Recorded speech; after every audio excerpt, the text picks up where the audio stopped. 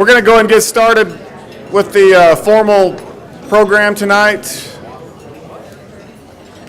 Again, if you need to get up, move around, get something to drink. More food, help yourself, but we're going to go ahead and get started. I'd just like to welcome everybody to this great event tonight. This was thought about many months ago, and it's all kind of came true this weekend, but we sure appreciate all the time and effort that has gone into this weekend. I want to thank a couple of people before I forget. There's a lady that's probably never going to forgive me because I scheduled this event on this weekend, so I'm sorry, Joyce. Okay, she's going to watch this later, so I'm telling her I'm sorry. Joyce Foster. A lot of you guys remember Joyce. She's had a cruise planned, and I didn't check her schedule before I scheduled this, but unfortunately, she's on a cruise. Also like to thank Phil Bryant. He was one of the key guys that helped us with a lot of the planning for this event, one of the baseball players, and I appreciate him. Warren and Kelly with our marketing department, just fantastic job that they've done for us.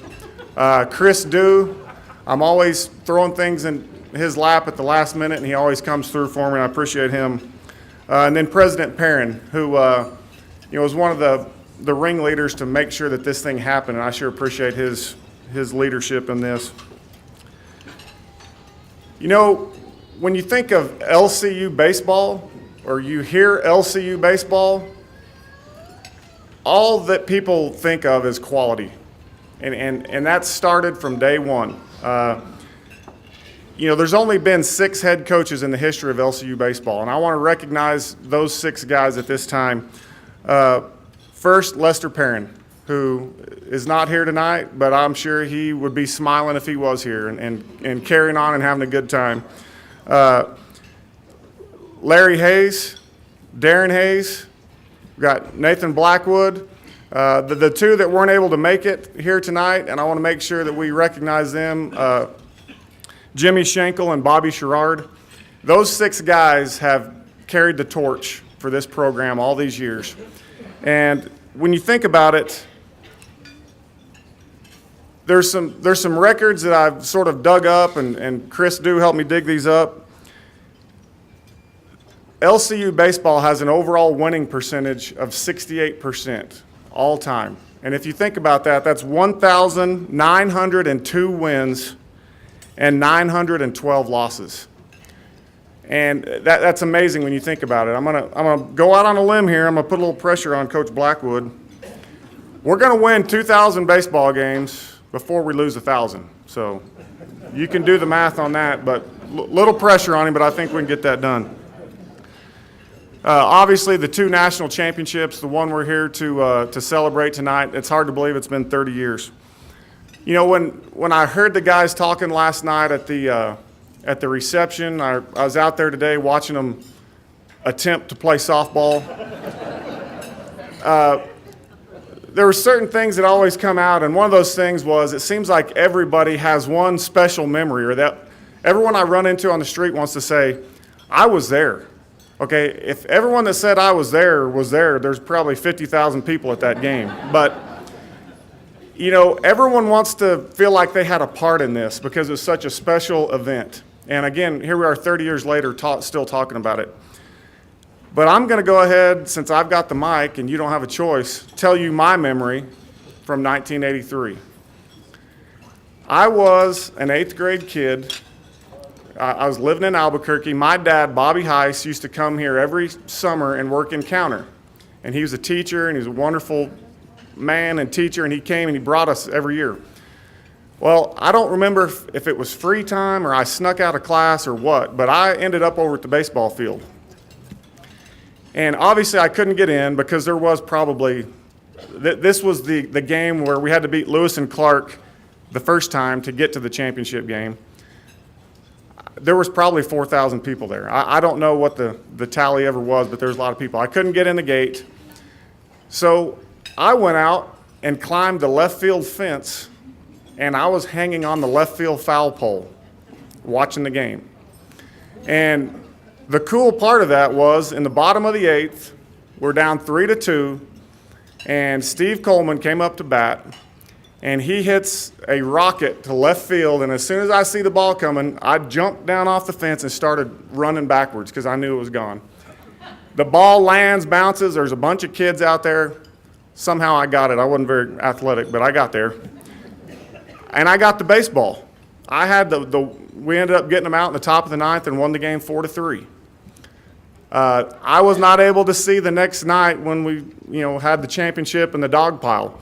But I had the winning home run ball from Steve Coleman. And after the game, everybody was milling around. There was cameras everywhere. There's people interviewing all the coaches and players. And I went up to him and I said, "Here's your home run ball. Do you want it?"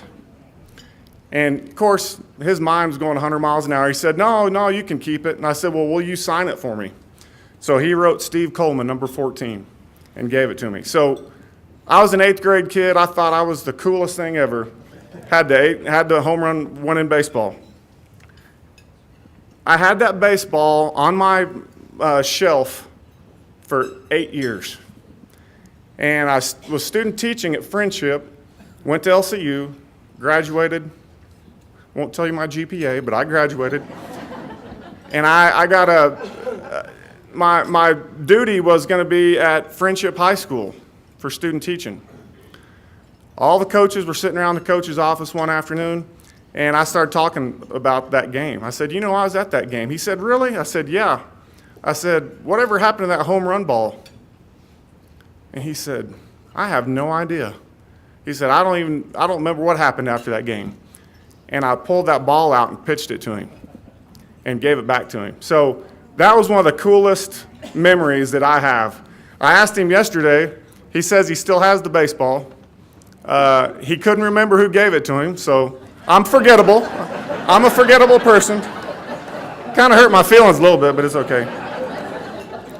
But, it was cool because he said, at the time I didn't really care about it, but now that I've got kids of my own, and it was kind of a moment that I'd like to remember. So, Steve, I'm glad I could share that with you. Me too. When an event like this happens, something special, we all understand that it's not just the players and coaches. There's a lot of support staff and people that make this happen. You've got trainers, you've got bus drivers, sports information, the grounds crew. Without those people doing their jobs, these things don't happen. And so at this time, I'm going to let Melissa Roberts come up here, and she's going to talk about the baseball Bells, who you've seen their pictures, and that was a big part of this back in the 80s. And she's going to kind of talk to you a little bit about her story. Thanks.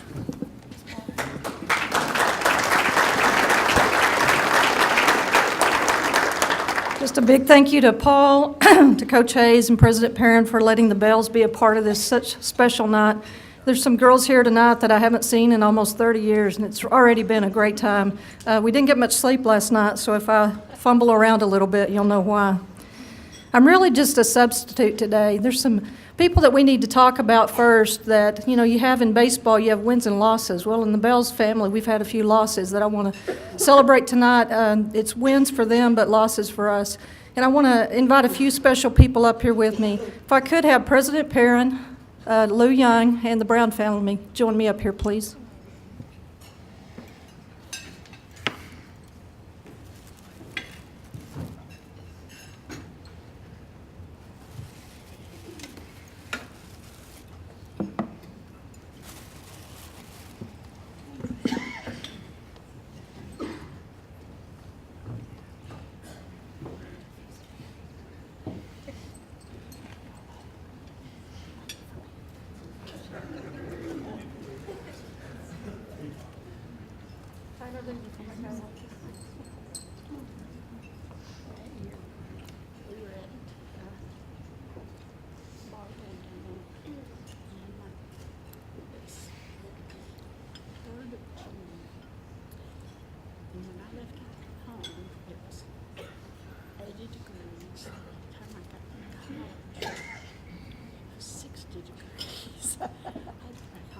The thunderstorm? No, it's snowing. June 3rd. Okay, Lou remembers it snowing on June 3rd that year. I'm going to start first. Lou, hang out for a minute. I'm going to start first with President Perrin. Some of you know Mrs. Perrin is a great baseball fan. She was also a teacher here. She's also President Perrin's mother. She was also a baseball bell sponsor. And I would tell you that I loved having classes with her, but nothing was better than having classes with her with baseball guys in the room. Some of you had her for an English teacher. I knew her love for baseball when one day we were talking about some great literature, and she asked Leland Krill, what did you think of this scripture? Not this scripture, but this passage that we were supposed to be reading out of this book. And Leland pulled something out of the air, I don't know what, but he made something up. And Mrs. Perrin looked at him and grinned and said, Leland, I've never really thought about it that way. She was a true baseball fan. We love Mrs. Perrin, and we're sorry for her loss. Also, when I was a senior, Tracy Young was a junior. She was president of LOA, the club that I was in, and she was also in baseball bells with us. Tracy was a great friend and a mentor to a lot of us, and we loved having her around. She was full of life, and we miss her every day. October 15th of that year, she had an accident, and we didn't get to see her again. But anyway, Lou, thank you for being here and letting us honor her and you tonight. Another great friend and LOA member and also a Bell, and we were talking last night until the wee hours, and we all determined the reason we were in Bells was because of Mitzi Ledgerwood Brown. She is the one that talked us into doing this. So because of Mitzi, I'm standing here, and I mentioned earlier I am simply a substitute. So tonight, I'm truly acting on Mitzi's behalf. I'd like to thank her family for being here. Bob and Jana and Taylor, and Michaela's actually playing a basketball game right now. Ledgerwoods are out of town, but if you would, help me honor these families that have meant so much to us.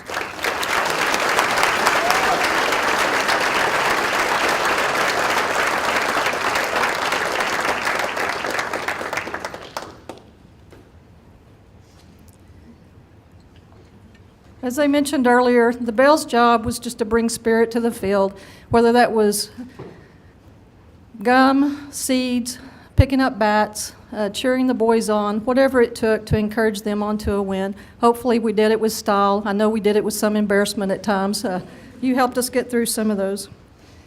I would like to tell you some of those people tonight that may be in the room, so let me start. I'm not sure if Carla Wyrick Shelton is with us. She was married to Jerry Shelton. Carla was a baseball bell. Stacy Fornor Mann may be in the room. Danae Bo Bryant. Danae was not only a Bell, but she was also now the wife of Phil Bryant, who was one of the team members that year. So she came away with more than a win that year. We have some ladies that traveled great distance to be here. Sydney Ford came from Santa Fe. Sydney, if you will, stand up. I now know her new last name is Martin. She's had it for years. I just now know it. Rachel Hayes Pruitt, thank you for being here. Rebecca Schultz Johnson. Rachel came from Amarillo. Rebecca came from Dallas. Rebecca also married a baseball player, Russell Johnson, that many of you may know. Rebecca, you didn't stand up. But the person that traveled the furthest to be here and hasn't been here in the longest is Miss Judy McCormick Parrish. And I was going to give you the furthest distance traveled award, but Rebecca is the reason you're here, so both of you can stand up again. Judy came all the way from Louisiana to be here, so thank you guys. Did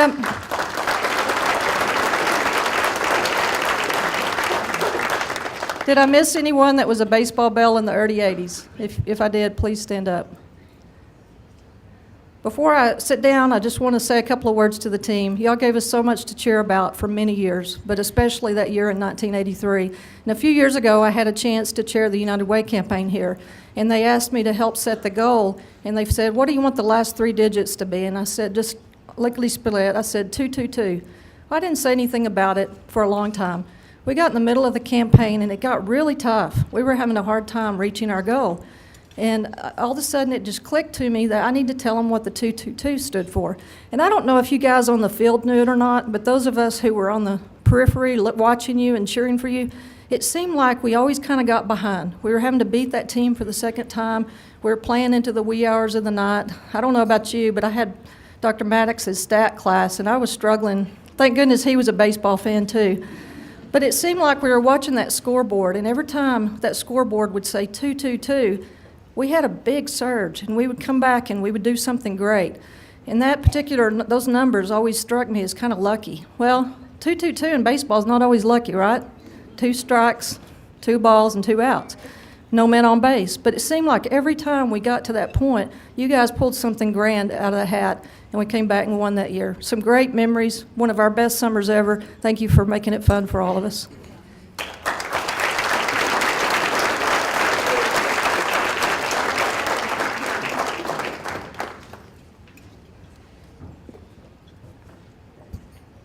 Next, we'll get to some people you probably want to hear from, or the person you want to hear from. And it's hard to introduce someone who's sort of a legend, who deflects a lot of praise, doesn't want to talk about himself, and kind of plays down everything. But I don't think words can really express what Larry Hayes has meant to Lubbock Christian University, much less the baseball program. And, you know, he helped put LCU baseball on the map. And when you look at his overall winning percentage and the number of wins, I looked this up today. I think this is accurate.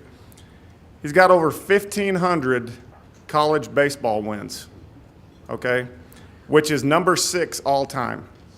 You know, he even worked for me one year as a softball coach, and I was smart enough to stay out of his way. I think they went 54-7 and went to the national tournament, won the conference, and you know, he has a way of making teams compete well. You know, out of all these records that he has and the things that he's done, more importantly, he's a great man, and he's a great Christian example to the people that he comes in contact with, and he's just been a great ambassador to LCU all these years. So at this time, we're going to give him a few minutes to come up and talk about that season, and help me welcome Larry Hayes.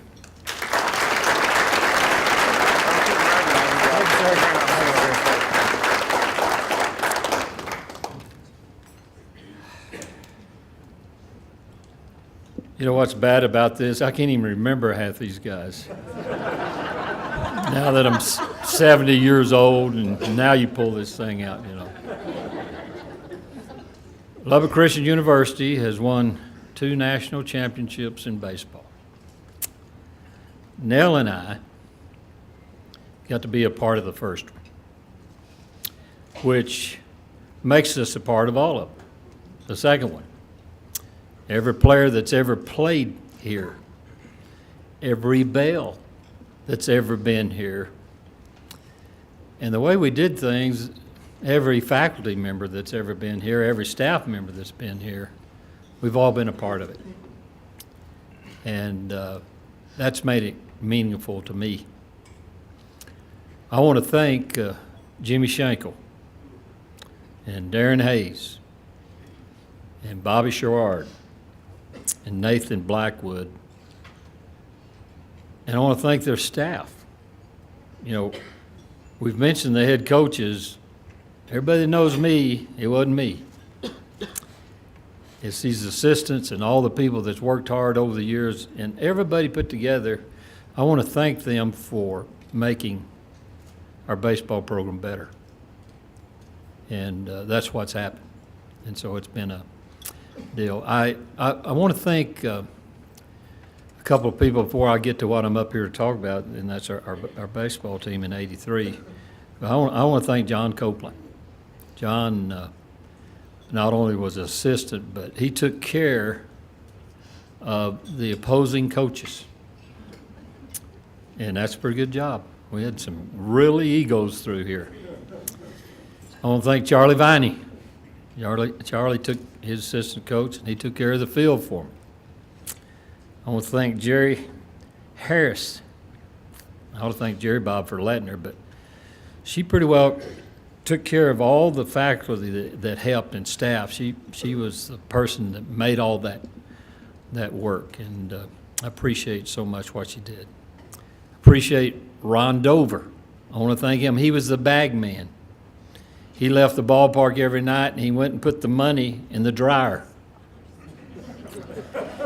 I mean, it's amazing someone didn't knock him in the head, but I mean, he took care of that. And then I want to thank Walt McAlexander, the big-time sports information director that allowed us to do all this. And of course, he's not with us. I see Bill Tynan back there, who was a friend of his, but anything that we ever did around here, Walt was an important part of that back in that period. I want to thank Dr. Harvey Pruitt, who, I don't know if we can hold him to it or not, but he said he always wanted to be buried at home plate. And I asked him about why he hadn't done it, and John Copeland said, well, he didn't mean right then. He meant, later on. And then Dr. Lemley, Stephen Lemley. They were two guys during that time, and really ought to thank all the presidents that have gone on. And I want to thank Dr. Perrin and our illustrious AD, Paul Heiss, and our coach, Nathan Blackwood, for getting this thing going, and for Kelly and Warren and the crew that always does these things at LCU and makes them great. So got a lot of people I want to thank. 1983, great year in my life, something I really always look back on fondly. That team, any team that wins a national championship, I'll guarantee overcomes a lot of adversity. And there's about four that this team that I'll mention. Number one, me as a coach. My job was to drive a bus and get them there. And you might think it's an easy job. It's not an easy job when you got Mike Rivera back in the back screaming the top of his voice, we're going to die, we're going to die, we're going to die. And I'm driving this van out in California with Rip Griffin's credit card. And that's how we was financing the thing. And then Rivera's doing that, and then the brilliant Bob Fannin read somewhere. I was surprised he was reading something. But he found out that drunks don't die like most people do during wrecks because they're limp. And so I'm driving, Rivera's hollering, we're going to die, and Fannin's telling everybody, get limp. And I look back there and everybody's there like that. So my job was not as easy as you think it was. The other big thing about that year, we were loaded when the season started. We had two things I was worried about. We only had two left-handed pitchers. So I was kind of worried about that thing. And I was kind of worried about our catching. And that was kind of the two things that I had. And then only had three older pitchers. And then a whole ton of freshmen.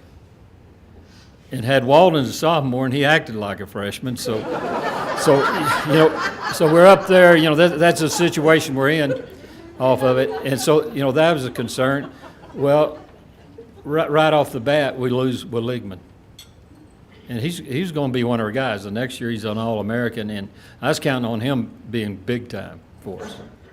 And he didn't realize how good he was, and I don't think anybody else around here did. But a first baseman run a 6.6 60, could have been a shortstop if he hadn't been left-handed. We lose him right off the bat. I think against Tech the first game we lose him. But he comes back World Series time, but he's not ready. But he had a couple of big pinch hits and different things, and so he ended up helping. Well, then we go and we're playing Rice, a 4-game series, and our leading hitter at that time, he started the year injured, and then goes, Hector Lamone, he tears up his knee at Rice. Then the next week, Joe Benavides. I think yours is knee too when he's in a wheelchair. It's something had to do with this deal. But, that's some key people we lost right off, and that's something that we had to overcome. But this team had a lot of things going for it, and he said I only had 10 minutes. I'll wrap this up pretty quick, but here's what they had best going for them. They loved to play baseball. They were competitive. They'd compete against each other. You get in a room and they'd be fighting or doing something, Rivera would be, messing up something. But you always had a competitive nature, and these guys would compete and they'd battle. And you kind of look what we had as far as talent, they were good. My concern was them to realize how good they were.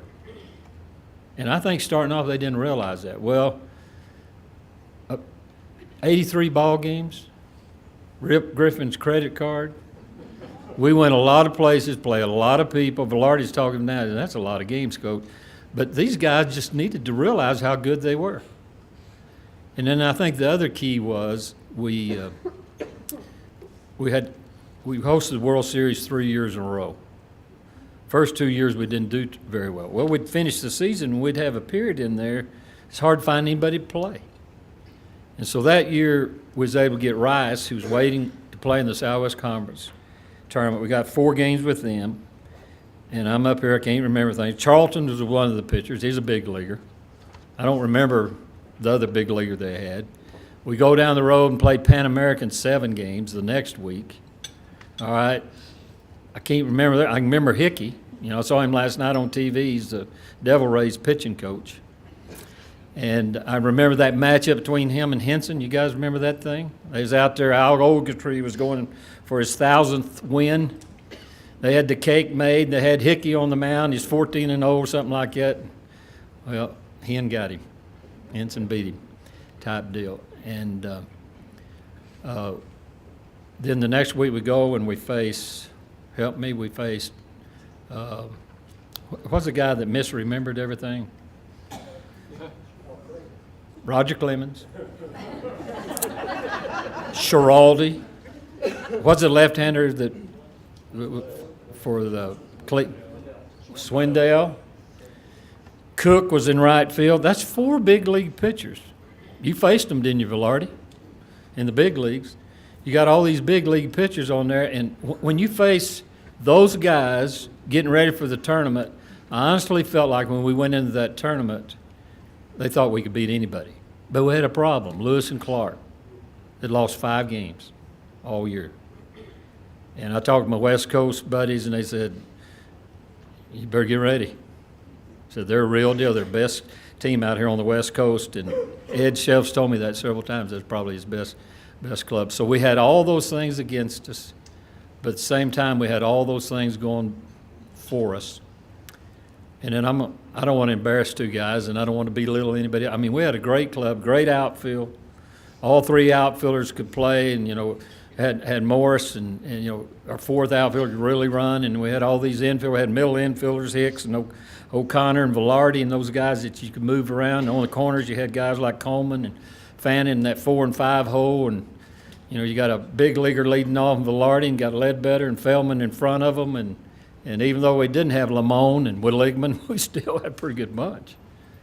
And you get them on base, well, you know, Coleman and Fannin just mopped up, and when you got a guy like Rivera hitting 7th and Hicks 8th and O'Connor 9th, I left out Jeffrey there in the 6th hole, but that's a pretty good lineup. And so that's what we had going for us. But the big thing we had, I'm going to embarrass, we had the 2 best pitchers in the tournament. We really did. I've never gone to a tournament and had the 2 best pitchers. But we did with Henson and Bulls. That enabled us to overcome a couple of really good clubs in that tournament. And so there's a lot of things I probably should say and shouldn't say, but this was a great bunch. I had 4 or 5 teams that should have won the World Series in my mind. But these guys, there's something about their makeup. They got it done. You know, these others, they had injuries too.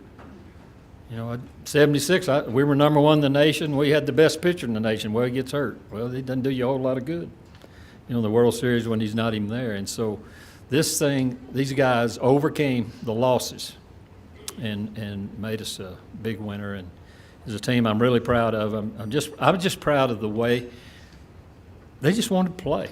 And that just means so much. In the world today, you got to sometimes beg kids to play. You get kids coming in, and the only reason why they're playing is mom and dad wants them to, or they're trying to make some money. They're trying to do. These guys would play on a rock pile. You just get them there and let them out, and they'd get after it and play. And it was an honor and a privilege for Nell and I to be around them, be a part of that. And I really thank you people for honoring these guys tonight. Thank you very much.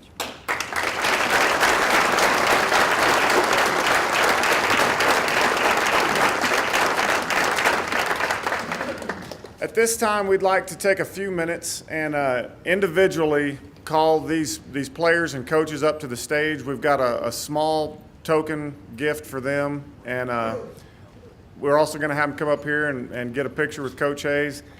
After you get your picture made with Larry, have a seat over here, and when this is all over here in a few minutes, we're going to have a Q&A session with the players and coaches. So we're going in numerical order, so you should remember your number. Number 1, Randy Ledbetter, played outfield. Let's give it over here. Sorry about that. You're on the wrong side, Ledbetter. Switch hitter.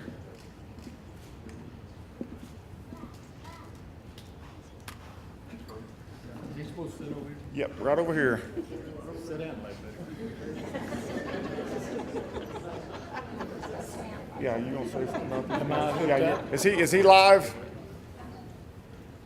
Okay. I am live. That means I'm live? Yeah. Hope you can't hear me. Sweet hitter.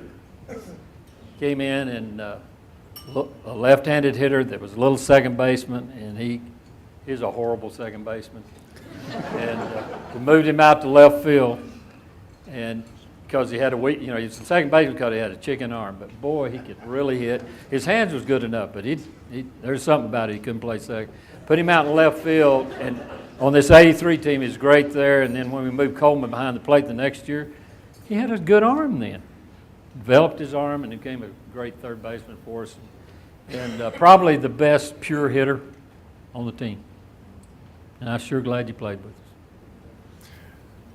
us. This next guy really has made an impression on me, and I don't know him that well, but listening to Larry, number 2, Mike Rivera. Talk about him while he's coming up. All right, this is the guy that's in the back hollering, "We're going to die," and everything. I'll tell you something. Some people lead by example. Now he had a mouth too and all that, but the big thing about it, he played as hard as any player I ever had. Velarde was the hardest worker I've ever had as a player, as far as going out and working on little things over and over. But this guy played the hardest, and is out there today. Every swing was max. And I'm a great hitting coach. All I ever told him to do was don't get cheated and hit a strike. Hit a strike. And I recruited good hitters and all that, and I left them alone and all that. And I think they hit well because I think I've seen some guys coaching. I got a son over at Tech coaching these hitters. I don't see how they hit. He just keeps saying, do this and do that. And I just said, be aggressive, and he hits a home run again today. Just up there taking a hack every time.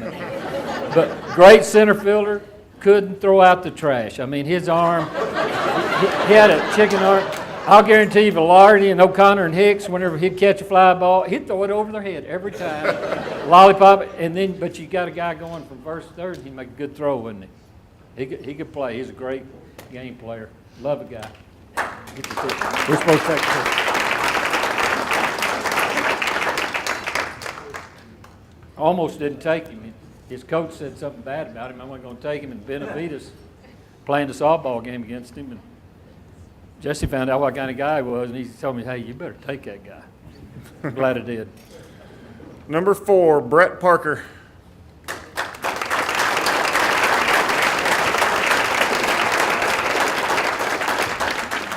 All right. One thing about our team, we had great starters and everything. We had a 4th outfielder. I'll talk about him in a minute. This was our last infielder, and the reason why we had him, he could run like a deer. He had great speed and all that. He just wasn't very smart. He came here when we had great infielders and everything. This guy was a good ball player, and I'm glad that we had him. And came from a great baseball family. I won't tell any of his dad's stories right here. Brett Parker. Number 5, Kent Dudley.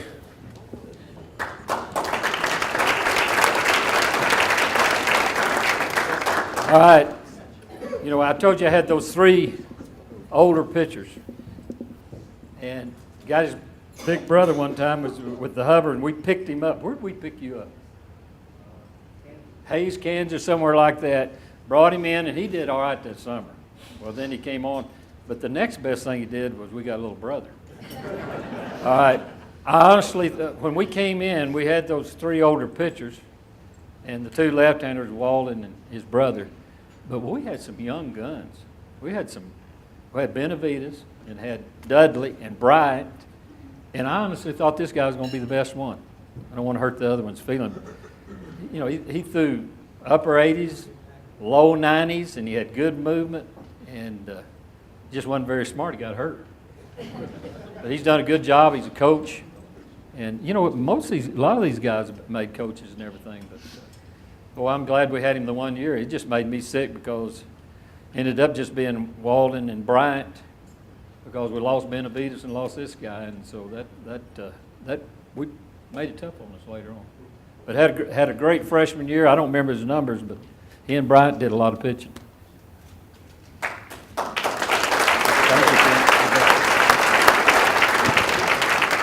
Number 6, Phil Bryant.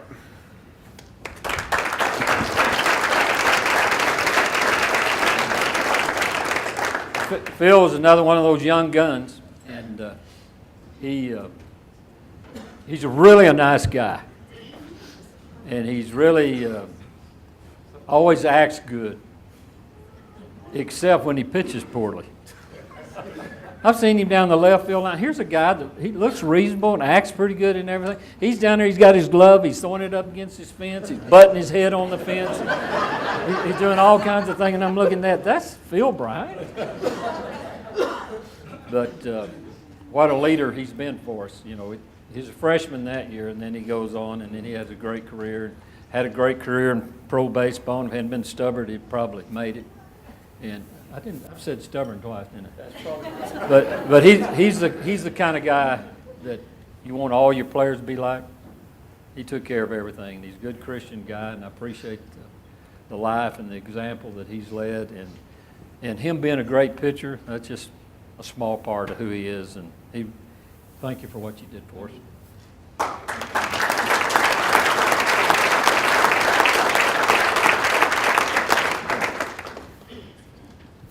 Number 7, Travis Walden.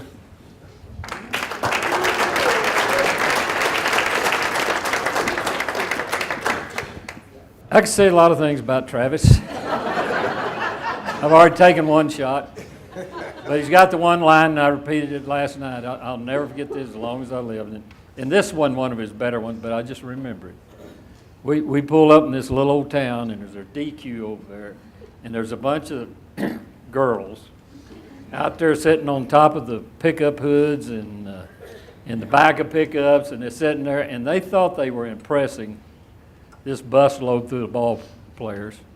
They're sitting there, you know, doing all this, and Walden, his perfect timing, it's perfect this time, but in his perfect timing, he says, "What tree did you girls crawl out of?" And it kind of deflated them, but boy, it fit the occasion. Good left-handed pitcher. He was one of the young guns on this deal, got better and better as went along, and then his last 2 years he had to carry a load.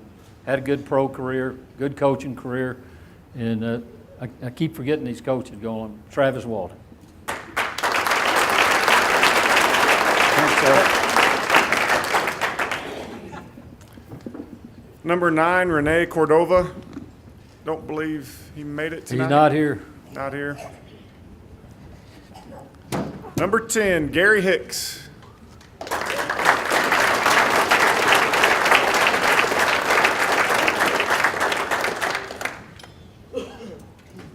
You know, you talk about leadership, and we talk about how all these young guys that we had, you know, Bulls and Hicks, and we had 3 other seniors, but they were the 2 that had been there all along.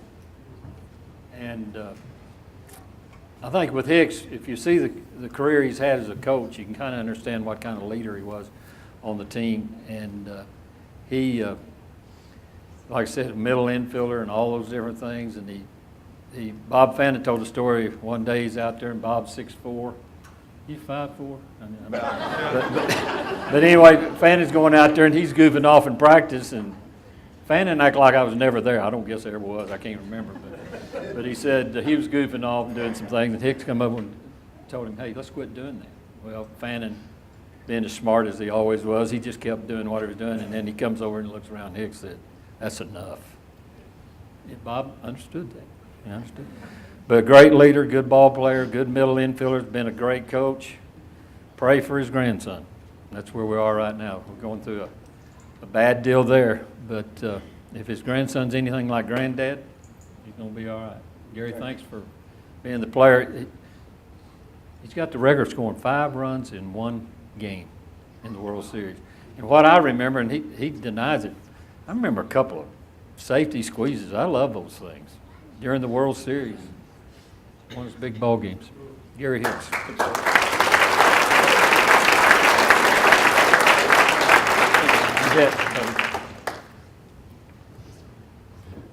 Number 11, Dan O'Connor. He was not able to be with us this weekend either. He hated that he had to miss it, but he's been in contact and wanted y'all to know that he wishes he could be here. Let me say something about Rene Yes. Cordova. Rene didn't pitch much this year, and then in '85, wow, good thing we had him. He really came on and finished strong. And then O'Connor had two middle infielders that were great on the Astro. Velarde had those good hands and stable and all that. When we played on grass, Velarde played short. But when we played on the turf, we played O'Connor and then had a guy next year named Keith Miller, and they were Ozzie Smith type guys. They could just go through it, and if they knew the bounce was going to be true, boy, they could go play. Now, you get on the grass, you get a bad hop or two, they might give it a little of this, but Dan was a great player. He won the Golden Glove Award during the World Series and was just a big-time player for us. Thanks. Number 12, Randy Velarde.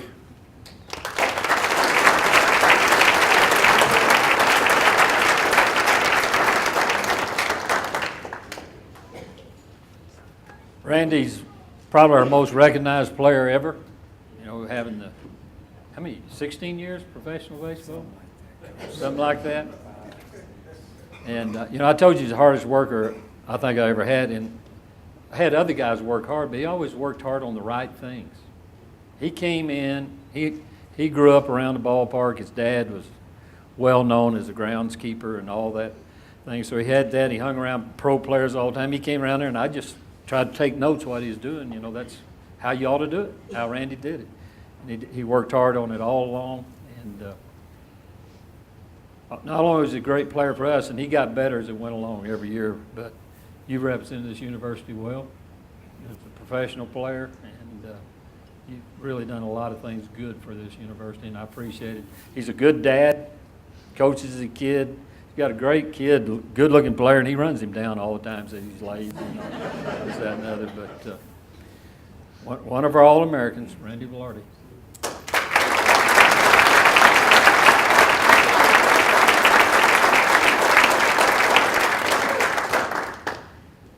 I'm running out of things to say. We're not through, are we? About halfway there. Number 13, Jimmy Morris.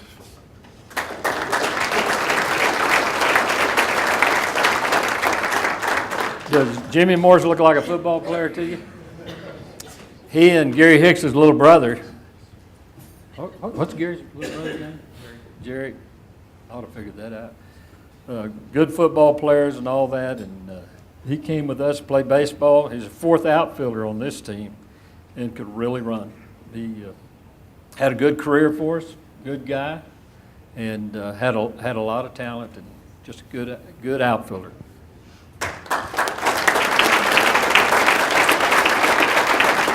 Appreciate you coming, Jimmy. You bet.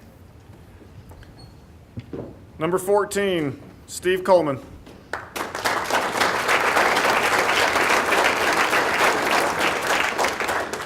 Cole Daddy transferred in from OU. It wasn't that year. Yeah, it was that year, wasn't it? Yeah, 83. Yeah, 83. And good baseball player, great high school baseball player, winner. You know, we had several of these Monterey kids, Ledbetter, Walden, Coleman, who else? Fannin. And they played under a guy that did a pretty good job preparing them. And he's from a great baseball family. He's a coach, brother's a coach. And, you know, we ought to just talk about his coaching because he's a great leader. And he cares about his kids, and he does things that are good for them and all that. But the main thing was he drove in runs. And we've already mentioned, our illustrious AD mentioned the home run he hit against Lewis and Clark. You know, when you have a tournament, a series like that, there's a lot of big things that happen. And that might have been the biggest, I don't know. Didn't hurt. Didn't hurt at all, and hit that home run. I can still see it today, and glad he came from OU to Lubbock Christian University.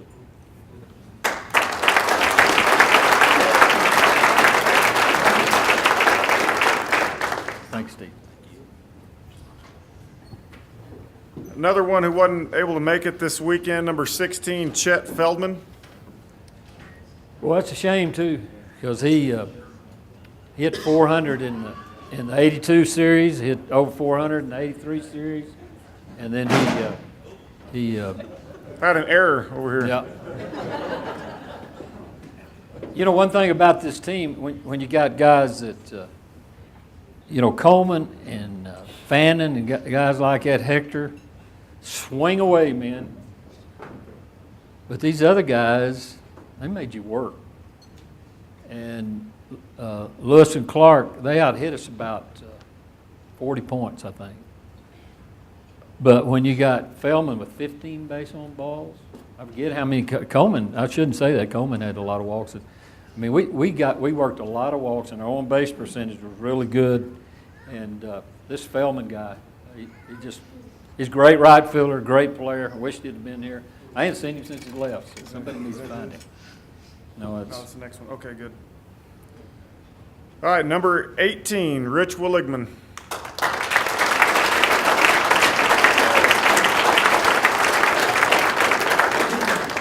The next time Rich is in town, he's public enemy number one.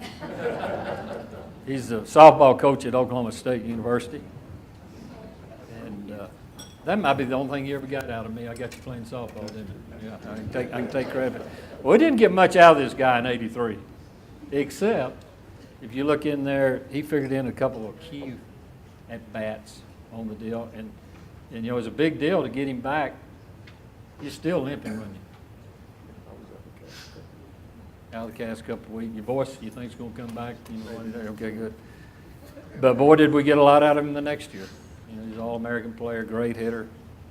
And that next year we had a great offensive lineup, and he hit behind Fannin and Coleman, I guess, if I remember right. Yeah, that's right. Did you hear what he said? He got hit a lot because of Fannin. You know, Fannin hit almost. Hey, a great player, had a good pro career, and you know, you always try to give guys good advice. He called me one day and he said, "Coach, I don't know how I'm going to do here, but I got a chance I think I need to quit." Or he said, "What do you think I ought to do?" And I said, "Rich, don't chase this thing too long. I think you ought to quit. I think it's time to hang them up." How much did Japan give you? That next year, Japan gave him this big contract, and he made more money than I made in my life, you know, in that 1 year. And if he'd listened to me, he'd be poor like me. But had a great career. Rich Willigman.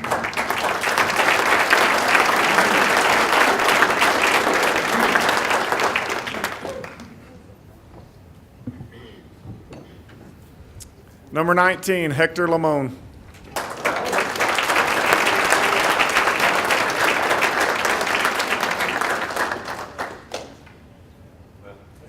I've got the goods right here. I should have been talking about you. I'm sitting there. I'm so impressed how good a shape you look like in. You know, he's got a son. You got a son playing here, don't you? Yes, sir. Yeah. And you look good as well. Well, thank you. I keep talking to you. Hey, I had a reporter back here before the deal ask me what position I played. I told her shortstop, so I felt pretty good about that. Can you believe that? She needs glasses, I'll tell you. Hector, you know, what a great hitter. I mean, you put that lineup was as good as anybody's with him in there, and had the tough break not getting to play in the World Series with us, so he made up for it the next year and had a great year, and then has been a big-time coach.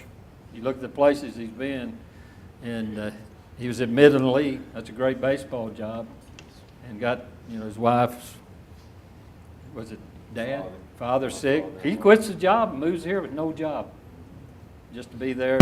That's the kind of guy he is, and that's why he's the kind of coach he is, and well respected everywhere because of his coaching ability. But you know, I've had a lot of people that's watched us play, and they say that's our best right-handed hitter ever. But you know, we got some others. You know, Fanners and Coleman, these guys. But a great career and a great guy and a great coach. And glad you were at Lubbock Christian. Thank you for that.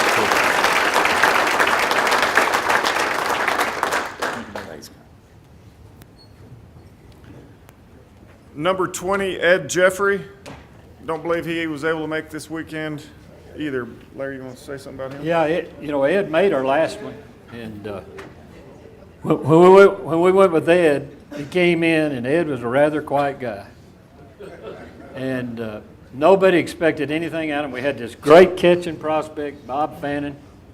Watched him play. He played with the Hovers with us that summer and all that. Going to be a draft as a catcher. Looked like $1 million, 6'4", great arm. He's sissy, his knees hurt. And to be honest, Willigman gets hurt, so we needed him at first, and then we wanted Coleman at third and get power on each side of the deal. And then Jeffrey just does the job. He did a great job, regardless of his personality and all those things. And really, he's a great guy. But these guys teased him. Look at him; they're teasing him right now, and he's not in here. I'm gonna tell Ed y'all missed it. But Ed Jeffrey was a key to us winning. He had the ability. He and Velarde and Feldman could hit that ball to right center, and some of the pitching we was facing, that was really big.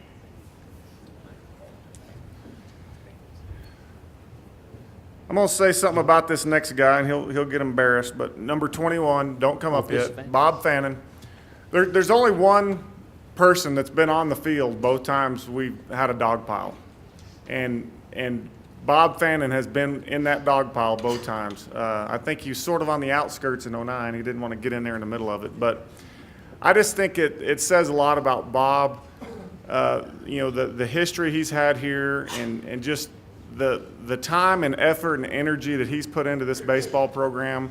I just feel fortunate that he's been here the last 10 years that I have, and he was here before I got here. But I just feel like he's got a special tie to 83 and '09.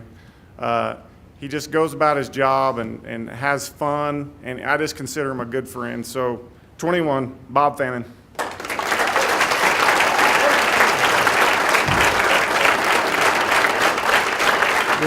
Does that mean you're the top dog?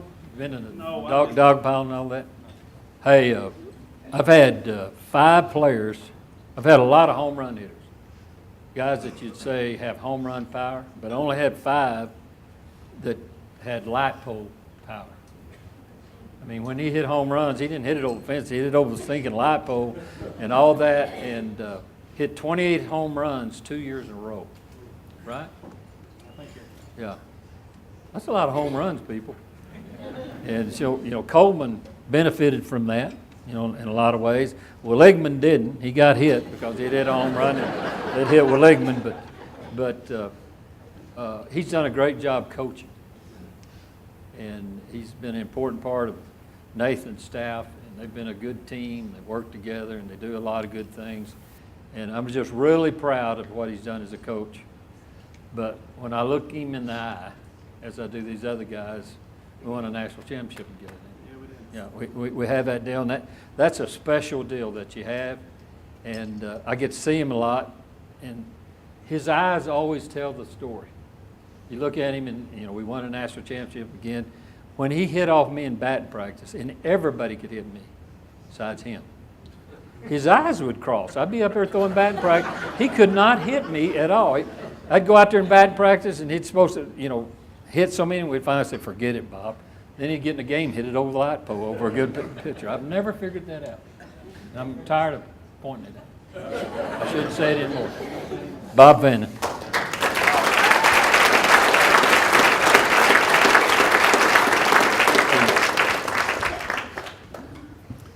Number 22, Kirk Dudley.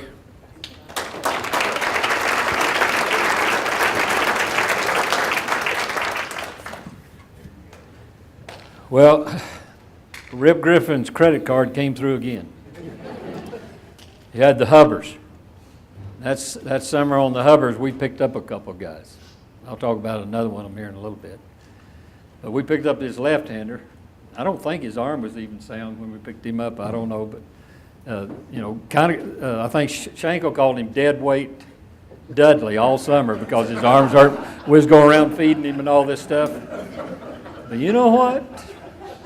When the season started, having Bulls and Henson up there and having him in the 3-hole, and of course, where we'll always remember him is the 6 innings against that team that just beat your brains out, and he goes out there and gives us 6 solid innings and kind of open everything up, and that's kind of the way it goes. And he brought his little brother too. That's wonderful. His mother talked about everything about Kirk turned out really good for us. And he may have been dead weight Dudley for the Hubbers. For the Chaparrals, he was a savior. Good. Thanks, Kirk. Appreciate you. Number 23, David Bulls.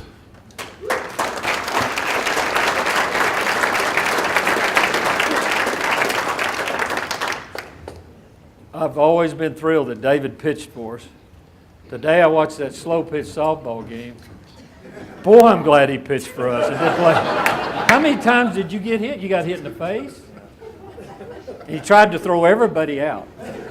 Trying to do it. He showed a good arm. Still got a good arm.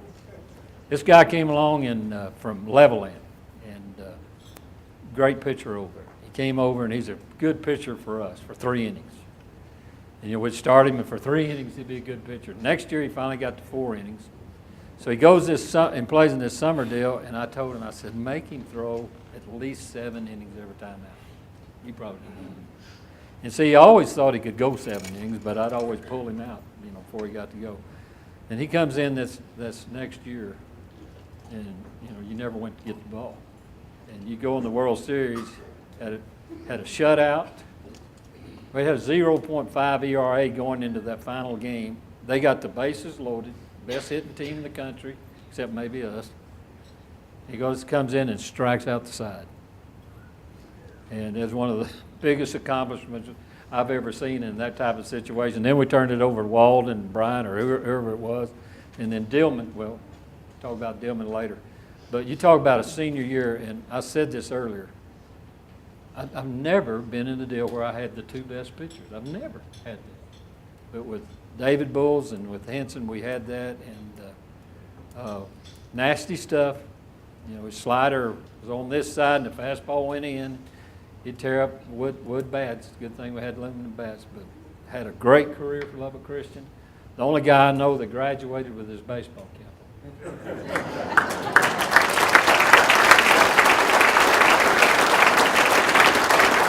Thanks, David. Appreciate it. Now we get to number 24, Rick Dillman.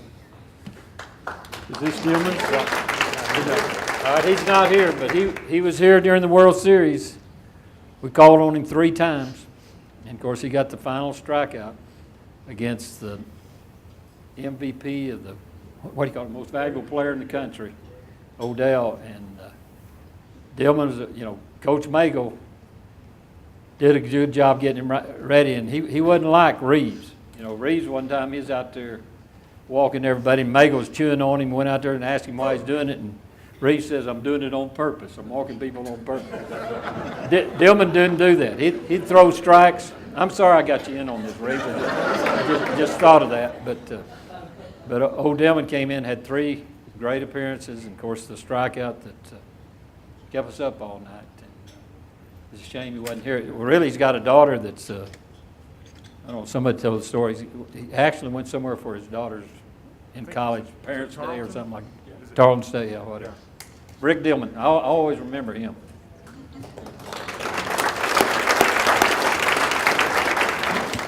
Number 25, Joe Benavides.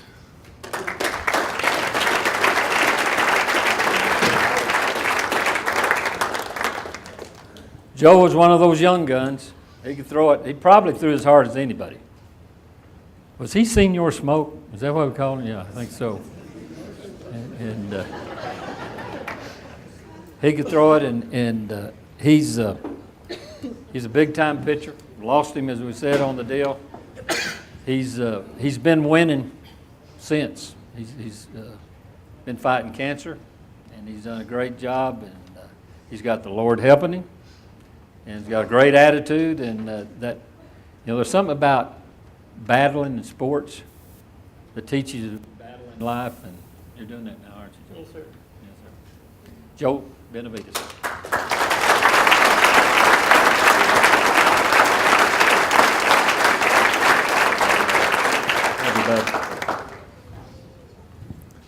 Number 26, Bob Henson.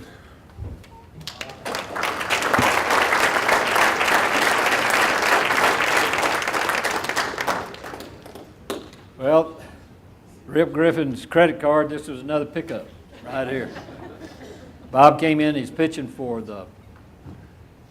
University of Texas. He comes in and he plays on the Hubbard's team that summer and had a great summer for us.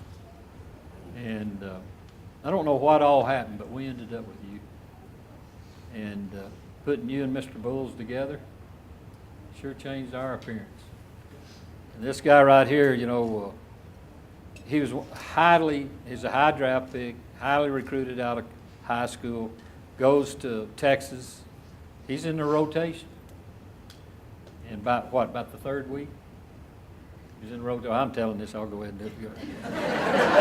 Second or third week, he's in the rotation. He has a bad game against who, Baylor? I think it was. Well, when you got Clemens, Swindell, and Cook and these other guys, he don't get back out there for a while.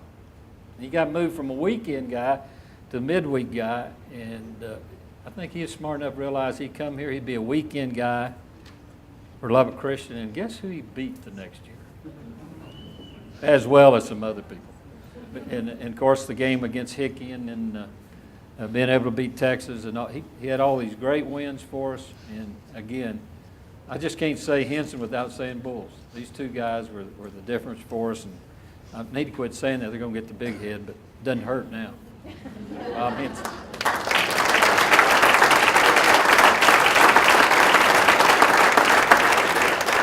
If they're going to get to him, they better do it early. Because that first inning, he'd throw it all over the place. But from then on, it was over. And our last player before we go to the coaches is number 34, Rodney Curtis.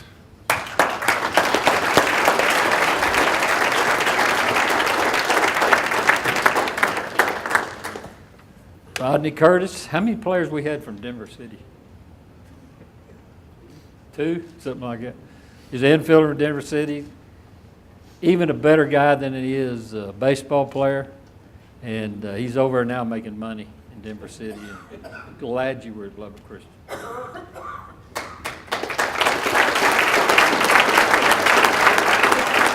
Thank you, sir. Is that it? I want to introduce the coaching staff that we've got a couple of them here tonight. Obviously, Coach Hayes, but number 29 on his jersey was Bob Notabart. I don't know if you want to say something about Coach Notabart while you're up here. Yeah, that's another thing we got out of the Hubbards. Rip said, if you'll manage the Hubbards, I'll hire you assistant coach. Well, when all you've had is John Copeland and Charlie Viney, boy, you'll take a deal like that. So Bob came in, and he's a good baseball man. His dad, threw a no-hitter in the big leagues, and he had 2 brothers that were great pitchers. But the whole time, his dad put him back there and make him catch. And he was 6'4" or 5", and that's not and skinny and looked like, whatever. But, it's not what you look for in a catcher, and that guy was a great catcher. And we had him, he caught for us, and then he stayed around and finished up his degree and then had a good career coaching, coached at Horton Junior College, sent us some players, and so I really appreciate what Bob did for us. And Charlie Viney, come on up.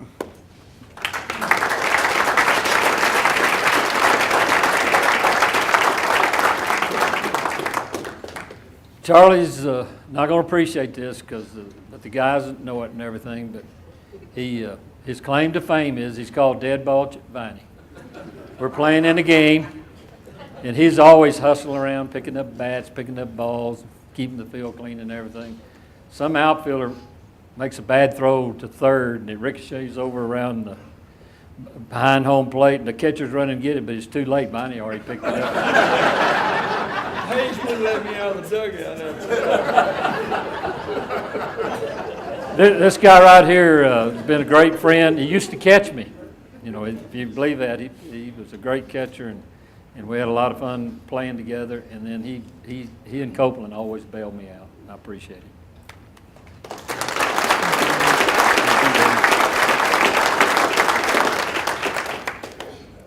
And John Copeland.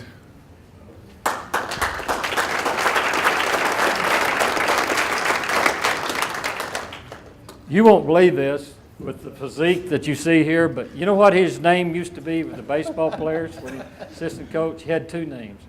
One was Barney Five, and the other was Fungo Five. Now, I can't understand that. Can you? Copeland, he played for Larry Rogers, and when Larry decided to be an Aggie, he left, and so I started coaching basketball, so I got what was left with John. Great basketball player, did me a great job, and then when he got through playing, he started helping me coach. And then he goes off and coaches a while, and then I brought him back to take my place in basketball. And back then, you had to teach 15 hours, and then coach whatever sports was. And so we finally got it where if you coached a sport, it counted 7.5 hours. So being as smart as we were, I said, John, you be my assistant and I'll be your assistant.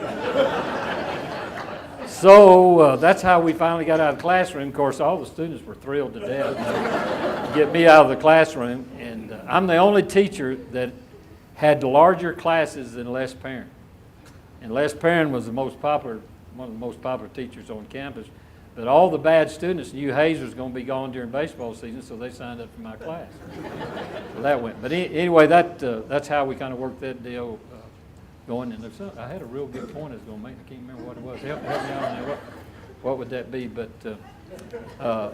dear friend, and helped me. You know, he coached every sport we've ever had here, and just served this university for a lot of years in a lot of ways. And I appreciate him and was thankful that we got to do this together. We're playing Texas Wesleyan, and it's the year that they were loaded, and they beat us 8 times during the year. And they didn't just beat us; they beat us 10-run rule. That one of those deals. 6 times. Anyway, yeah, 6 of the 8 times. Well, I saved a pitcher for them, and so we faced them at Arlington. In that old Arlington ballpark, a huge ballpark, and I had outfielders can run like deer. And so I started old Hannah against him, who Rivera knows. And Hannah's throwing that fastball, and then that funny pitch that kind of sinks real fast. He's throwing those 2, and we beat them. We got them down like 7-0 in the 9th inning. Some guy hit a 3-run homer, and I mean, they had 11 guys off that club, sign, and I mean, they were great. So we're sitting there eating dinner afterwards, and I look over at him and I said, can you believe we beat Texas Wesleyan? He said, well, yeah, the slobbing dogs lucked out on us 8 times. Thank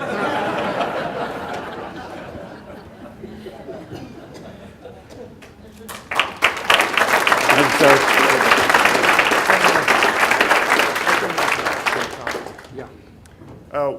Another coach that unfortunately has passed away, was part of this bunch, was Oscar Acosta. I thought you'd take a minute to talk about Oscar.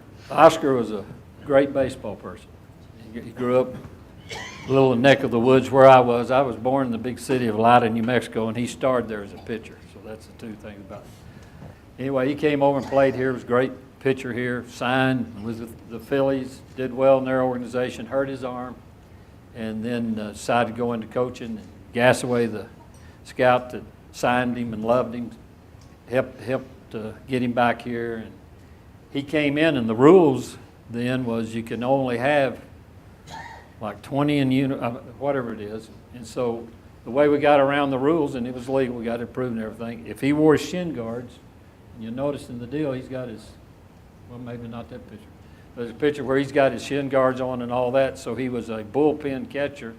and he was our pitching coach, and our pitchers loved him, and he did a great job for us, and went on and was a big league pitching coach with the Chicago Cubs and the Texas Rangers, and had a great career, and was killed in a car wreck. And so Oscar did a great job for Lubbock Christian.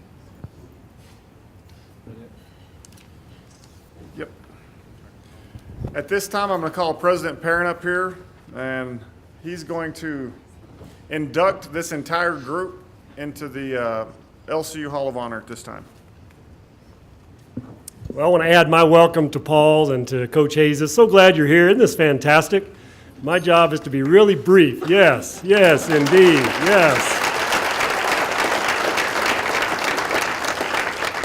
My job is to be brief so that we can hear all the great stories that we've been hearing this weekend from our players.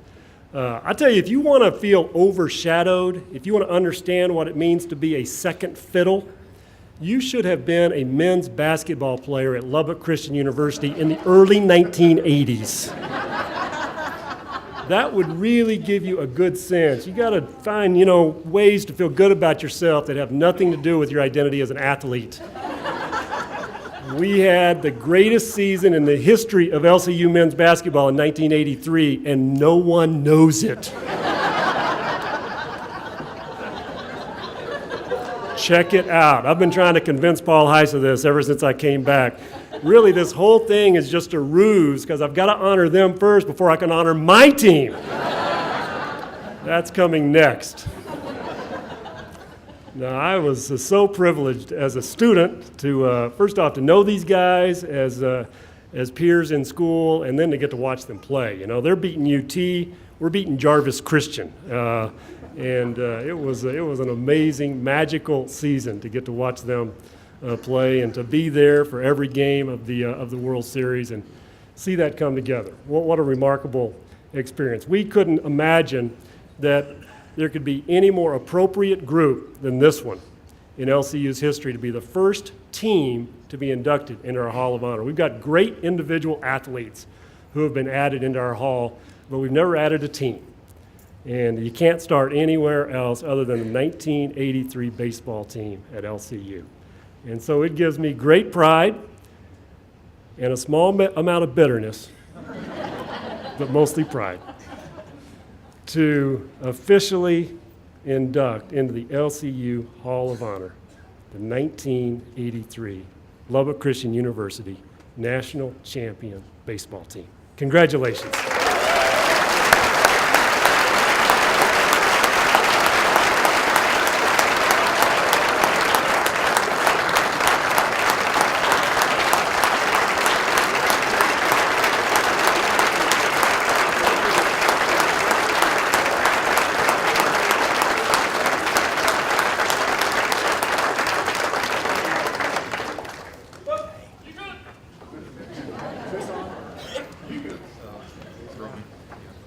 At this time, I'm going to introduce David Thetford. He's going to MC the last part of our evening here tonight.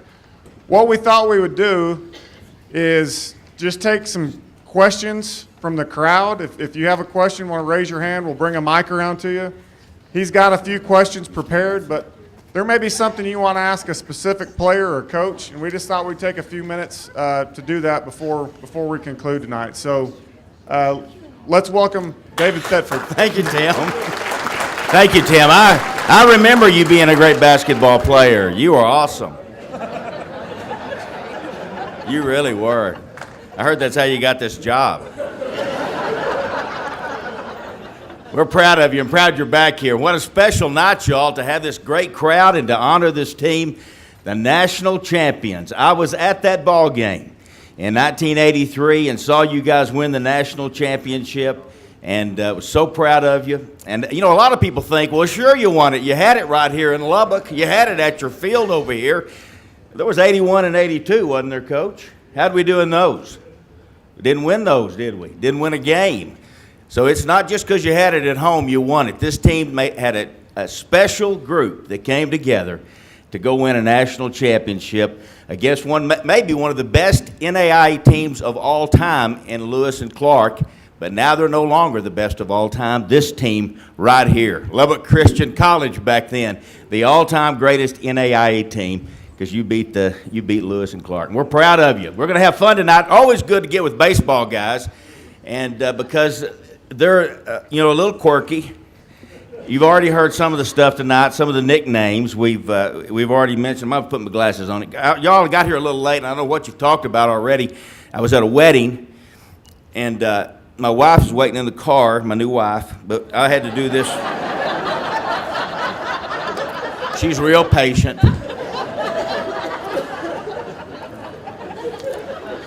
Anyway, I was going to let her come in, but she was too excited. When you hear these names, Deadweight Dudley, now that's an honoring name, and that's the thing about these names. They're always honoring. They lift you up. They're meant to build your spirit. Senior Smoke, what was that for? What was that about? Was it really because you threw hard? Or because every time they opened the room at the motel, smoke was coming out? I don't mean to reveal any secrets here tonight, but... Called velocity. And I got the, it's called Velocity. Okay, Barney Fife and Fungo Fife, coach. I always all these years I've known you, and I thought, who does he remind me of? I got it tonight. Well, tell me some more. There's got to be more. You guys just speak up now, sell somebody out, and tell us some names. Somebody break the ice. We got microphones. The microphones are there so everybody can hear you. Y'all going to share some? We had Stoneface down here. Stoneface. Who was Stoneface? Hector Lamone. Hector Lamone. Why was that? Why was he called Stoneface? He still got it. Hey, yeah, Hector, what's it lighting up, buddy? Everything was serious. Everything was serious. All right, Hector, get somebody.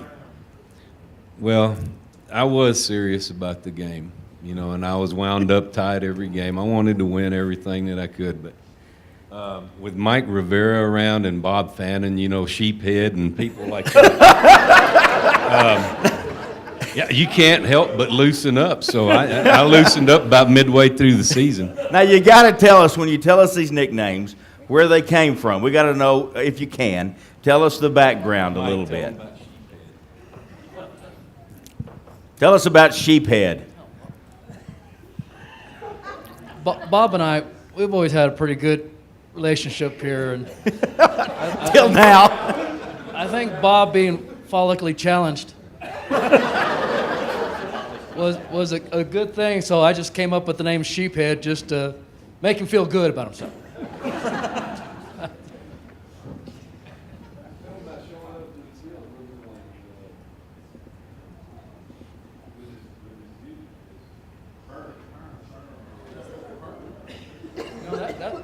That's what escapes me. I don't even remember that, to tell you the truth. That's how bad it's getting. So, you want to tell him? I don't know what you're talking about. Okay, now y'all are going to have to speak up, and because here's what baseball guys do. They think they're the only ones here. Well, he shows up one day, with a hairdo looking like Lionel Richie, and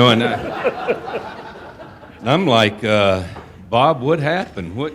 I think he's going to hit you. Because I still don't know what made him get a hairdo like that. Well, I was losing my hair, so I thought if I curled it, it kind of made it look like I had more.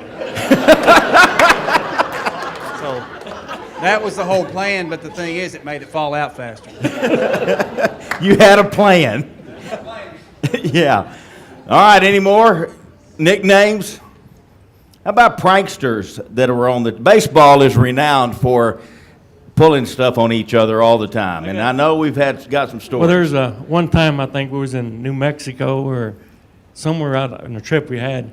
So what I would do is I would get some of that shaving cream for your face and put on the telephone. So I went next door to call the call, and by chance Coach Hayes walked into the other room. So he answers the phone, and all I could hear is Benavides.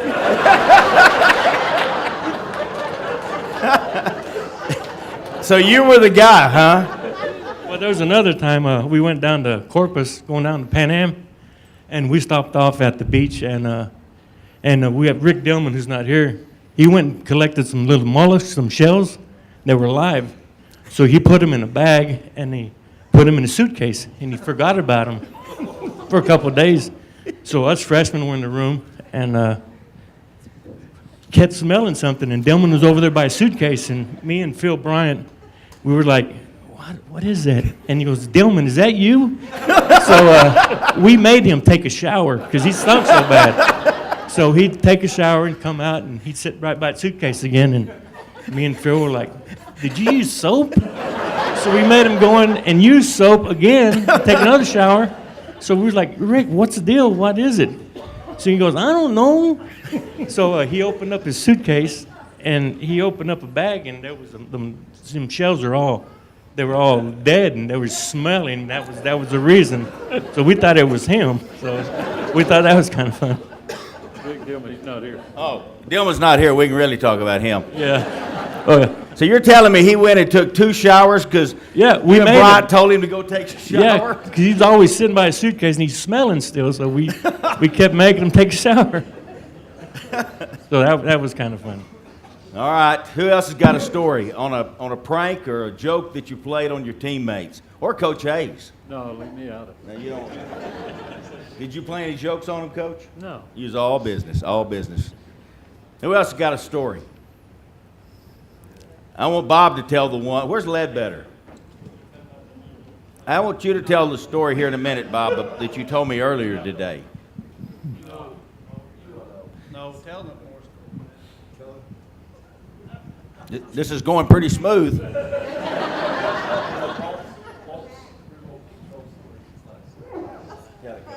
Walt's remote control. Am I live? Okay. This is going to take a while.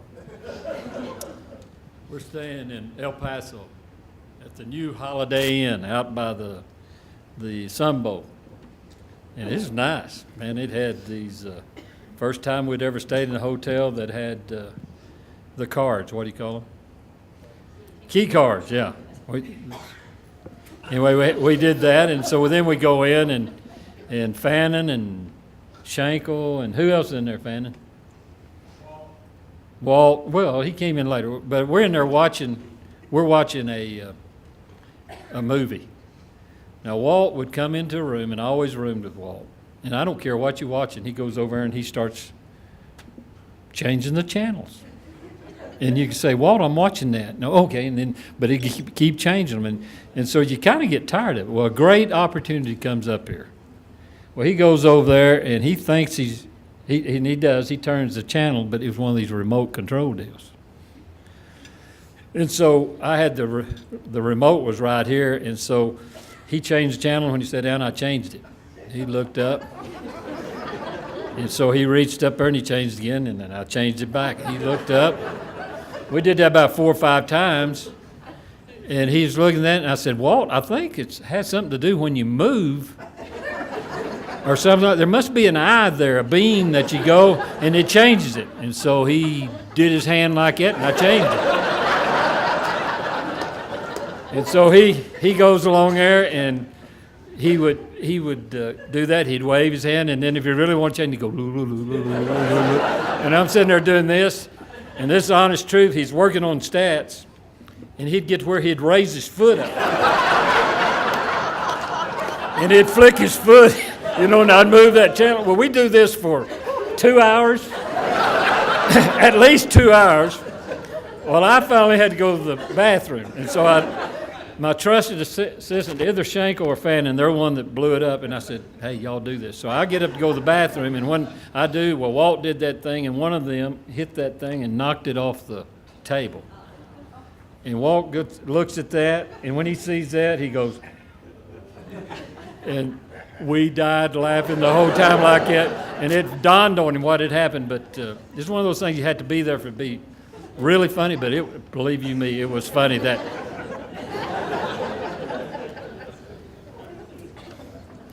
2 hours y'all did that. Pretty easy to entertain.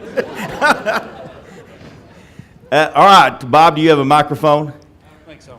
You don't? Well, I want you to tell the story, and then right at the end of the story, when you get to the part about the guy that the last guy to talk. You might let him share what he had to say. I don't know that he remembers it, but he's about to remember it. It was, I guess it was '83. We open up the season in California, and you know, Larry takes us all out here and puts us on the airplane. Most of us had never flown, and but we're going to fly to California for like 10 days, maybe more. I don't know. Spring break. No, it was the beginning of the season. Say It's spring February. break. That doesn't sound good academically. You're ruining the story.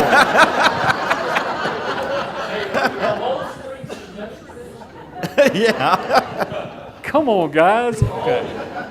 You got 20-something guys over saying it's the beginning of the season. You're saying spring break, right? Whatever. Okay, I think it was in February because it was raining a lot, and Randy Velarde doesn't handle that turbulence, and he threw up the whole way. You remember that? So we're flying out there. We're flying out there. Okay, that's not even the story, but anyways, we go out there, and we're supposed to play like 12 or 13 or 14 games. We wind up playing 2 games because it rained the whole time, didn't it? Just poured rain. And but he always had something fun for us to do. It was, you know, he took us all to Universal Studios one day and gave some guys some money to go see the Johnny Carson show one night. And Is that legal? I don't know. NAIA. Buddy Oh, Hackett. NAIA, you we can know do that that, Buddy that's right. Hackett was on that night. It was Rip Griffin's money. It was fine. Just credit. Thank you, Rip. Just credit. Thanks, Rip. Where is Rip? But we just had the best time, and so we flew back, and because it just rained so much, he kind of figured it out. So we left on a flight Pacific time, you know, that probably was 10 or 11 at night, and so we flew into here. We got back into Lubbock early that morning.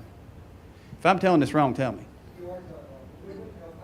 We went from there to El Paso. Okay. But besides that, everything else is pretty close, right? He's right. We went back to El Paso Thank you, and Travis. played UTEP, or came back in. So we got back in here about 6 in the morning, okay? And it'd been a long week, and Larry said, "Hey, you guys just go to class. We won't have practice today, but I want you to go to class." "All right, Coach, we'll do that. And then y'all go home sleep after class." Well, nobody goes to class. So he catches wind of this. And back then, there wasn't any cell phones, and there wasn't any way of getting hold of him. Well, Larry's way of getting hold of us would he put a note up inside the chapel right there. He just put a note on the wall. And somebody saw the note. I don't know who the 1 or 2 guys were that actually went to class and went to chapel, but they saw it. And they started calling around, saying, "Hey, he's called practice, and we're having practice." And so we all, start scrambling around and show up at 2:30, and he's furious at us. The only time I may have seen him mad one other time, but I know that was the maddest I ever saw him that day. So we get back, and we're all out there at practice, and there wasn't any practice going on. He was going to get a piece of us first. And he got us in a circle, and he said, "I just asked you to do one thing." And then he started with us, and he goes, "Hector, did you go to class?" "No, Coach, I didn't." "Walden, did you go?" "No, Coach, I didn't go." "Coleman, did you go?" And Coleman always had the excuse of Lisa. "Well, Lisa needed my help with it today." Come on. I mean, really. Throwing all of us under the bus. Lisa needed my help. Okay? "Velarde, did you go?" "No, Coach, I didn't go." Well, by this time, Ledbetter is scared to death because it's coming to Ledbetter. And he gets to Ledbetter and he goes, "Ledbetter, did you go?" He's so scared. This is what we got from him. and he couldn't even get a word out. That's all he could get out. And this guy starts laughing. Yeah, so he blames it on Nottebock. Who said it? Right. Well, well, the last thing he said was he said, "You're without a clue, Ledbetter," or something like that. And then Walden starts laughing, and when Travis starts laughing, even this day, there's no stopping. I mean, he gets out of control, and he starts laughing, and then the Coach Hayes says, "Walden, shut up," and he wouldn't, and it kept going.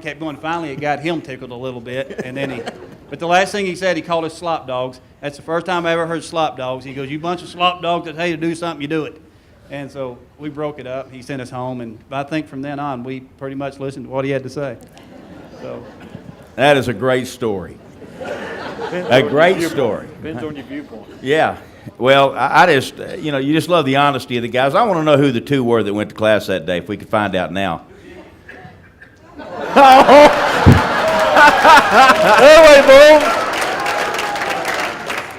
Y'all knew it, didn't you? Y'all all knew it was him. Y'all could have picked him out. Well, it's just fun to get. I bet you guys have had more fun just coming back together and telling stories and being together. The softball game today, I heard Ledbetter made an unbelievable game-saving catch today, and he may have some brain damage or more brain damage, but kept you from getting run ruled. Okay, attaboy. Well, I want to talk the team. As teams are as great as they are, and as great as Tim Perrin was when he played here, he's gotten greater, evidently, since it's been going on for a while now. And I know we all do get a little better. Do y'all get together and remember it as being, I think we're even better than we thought? Have y'all had those kind of talks about how good y'all really were? You lost 27 games that year. What happened on that day? How did you lose 27? National champions. Can I answer that? Yeah, go ahead. Nice coaching. There was. We played all those games. You couldn't throw Bulls and Henson and Dudley every game. And you had all these freshmen. You put them out there and, Benavides, he beats Baylor. I mean, you thought some of them, they'd come through, but they wouldn't come through every time. And when you're going to be in the World Series, you give yourself a chance to get beat. And you go out there and see what you can do and what you can't do and all those things. And these guys are just getting better. And my goal was for them to just realize how good they were. And they if they'll be honest and think about it, we had a good player at every spot, and we had great pitching. We had those young guys, and they got better. And, would have Dillman do what he did and all the different things. But, we could have handled it different and just tried to win and played fewer games and lost fewer. That makes sense. 36 games. I think I made him mad, Coach. I didn't mean to make you mad. It's really, I wanted you to tell the story because a lot of people don't know that at that season, how many Division I baseball teams y'all played, and some of those were, on the road, Travis, all of them on the road. That's pretty amazing what y'all accomplished and playing this great competition.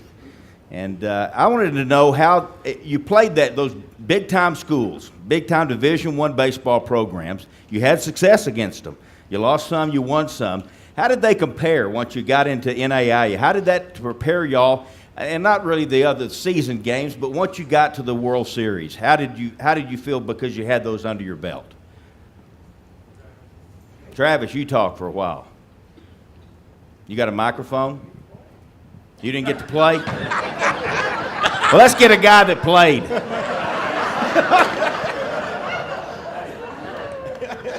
He didn't get to play that much that year pitching-wise, but guess who he beat the next year? You ever heard of Barry Bonds and that outfield, $1 million outfield? Guess who beat him? That little left-hander right there. Had some big wins. Well, I do have one story about that because we went down to Pan Am, and Henson and Hickey were throwing against each other, and every time Hickey would get 0-2 on somebody, he would drill him. And so, how many times did he hit you, Steve? 3 times. He hit Steve 3 times. So I get to pitch the next day, or we played 7 days down there, so I got to pitch somewhere in there. Anyway, I got Hickey 0-2, and so I decided I was just going to hit him. And so I threw at him. He dropped his bat down and hit the bat and fouled it off. And so then I struck him out. But it was one of those deals that was it was a little repay for what he did to us. But our 7 days down there, I think that was the best thing we did. The trip at the end of the year, because like he said, Coach said we played 4 at Rice, and then we went down there and played 7. And it was like we were out of school, played 7 days. We took BP, did everything. We were 9-inning games, and it was like pro ball. So I thought that was the best thing we did to prepare us. And then we went back to Austin, and we played those guys double. We played 2 games doubleheader. But and remember that how high that mound was? Clemens had that mound like this. That the trip that Will came off the band?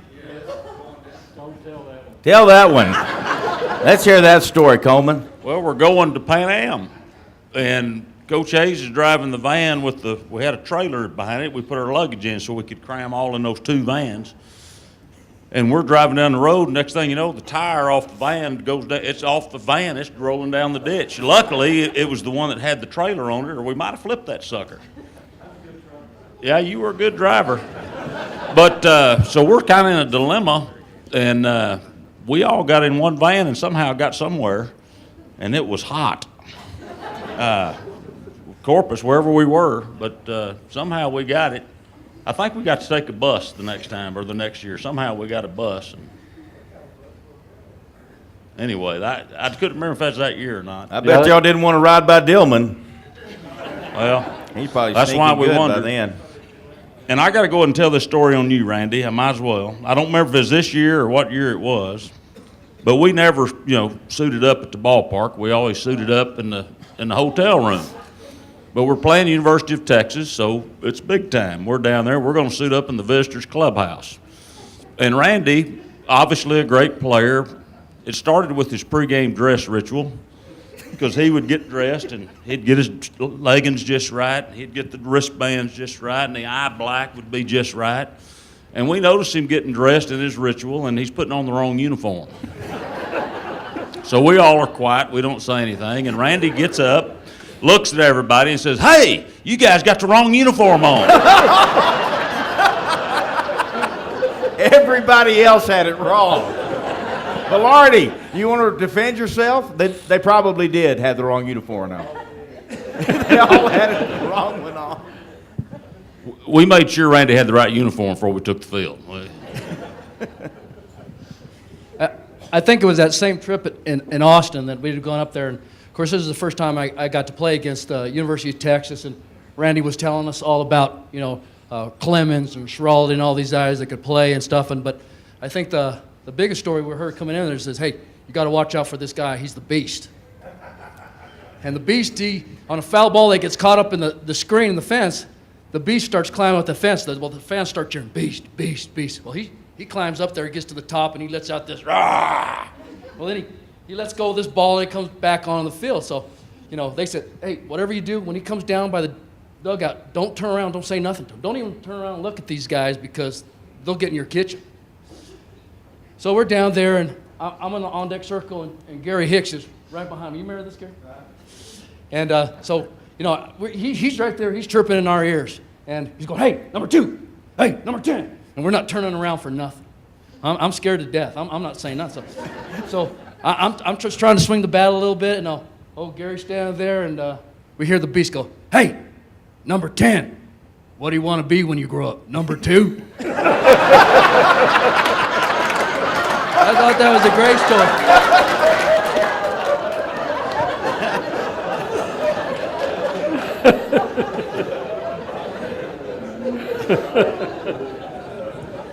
Where's the toughest? One of the downsides of being married then was my wife would defend me to the hilt. Well, she took on the beast, and it was a bad weekend for me with the beast.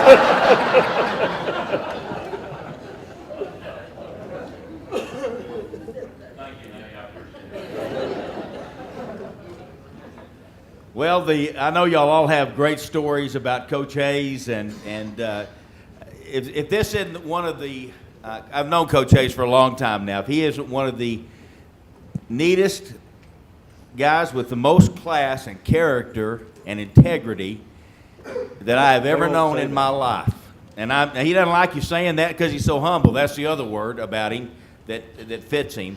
But all of that fits him, and you guys know it better than anybody probably, because when you're with a coach and you learn the heart and character of the man, and you know what this man's all about, and the words that I just used are probably not even strong enough, Coach, to describe who you are.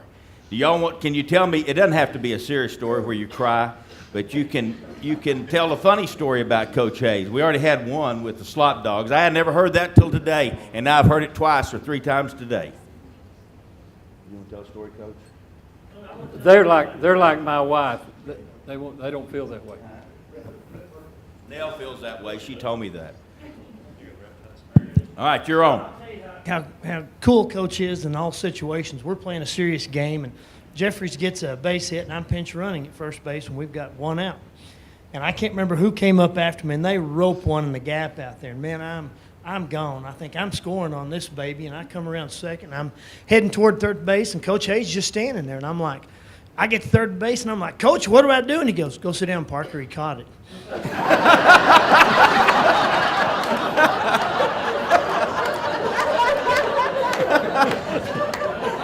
You were feeling good there for a minute. Anybody else? Rich or anybody got anything to? Funny side or the serious side? Both, whatever. A lot of doubleheaders. You had to get that many games in, I guess. We're playing Sul Ross, and we're kicking them pretty good. And Coach is, he's got his lineup card out, but he's getting everybody's food order. And he's got everybody's order, and he's hollered around. We got everybody he's got, but he had to make a mound visit to find out what the pitcher and the catcher wanted. Is that here? Trav can finish. Is that real? No, here's the truth. We were leaving to go to Texas that night, and he says, Travis, he says, go over there and get everybody's food order. And we were out in the field. So he goes, you want fries? Because you got to get a chicken fried steak. You want fries or potato? And so I get everybody in the dugouts. And so I start getting in the outfield. We're still out in the field, so I'm getting everybody's. And so I holler at Ledbetter. I said, Ledbetter, fries, go see the mound. So Ledbetter goes to the mound. Fannon's pitching. Fannon goes to the mound. Ledbetter goes to the mound. This is the next year, though. And George comes out there. This is another year, but it's still a funny story. So Ledbetter goes to the mound. He's asking Fannon something. Cy Fannon, because Fannon just started pitching the next year, and he took every game serious. And this is the most important game of his life. Ledbetter goes, you want fries or baked potato? And Fannon looks at him, and he goes, fries? So he asked George Marone, and George goes, both. And so I go back over there, and I said, Coach, here it is. He goes, you got everybody's order? And I go, yeah. He goes, how'd you get those? I said, what do you think Ledbetter went to the mail for? he goes, you dog. It was the Sul Ross coach. We need to get word that that's what Coach Hayes was doing. Is that the only time you ever did that, Coach? I don't even remember that one. Oh, you don't? He remembers everything. He remembers that. All right. That same trip we went to Corpus where Dillman had that dilemma and all that. I don't know, everybody was getting ready to leave, and I had to go out to the jetties and, get some, I'll just take a look out there. So everybody takes off and leaves me there. So I'm there just sitting there, and everybody realized that Coach Hayes goes, where's Benavides? So I guess he goes, oh, Coach, we left him back there on the beach. So they come back, and they just find me there on the jetty just sitting down like that. And I said, I knew you was coming back, but I was just wondering how long it would take you to realize I was gone. So that was a great trip for me. Anybody else have a story to share? Okay. We're playing Tech, pretty serious game, and Tech had a lefty that threw absolute gas. I've ever bit a 75 with a big old curveball. And I'm a left-handed hitter, and I'll be honest, I don't like lefties. And I'm up there, and I've got 2 strikes, and I'm sitting curveball for some reason. He threw that 75 right by me. And I'm walking back to the dugout. I hear Coach Hayes go, right on him, Rich. Kid you not.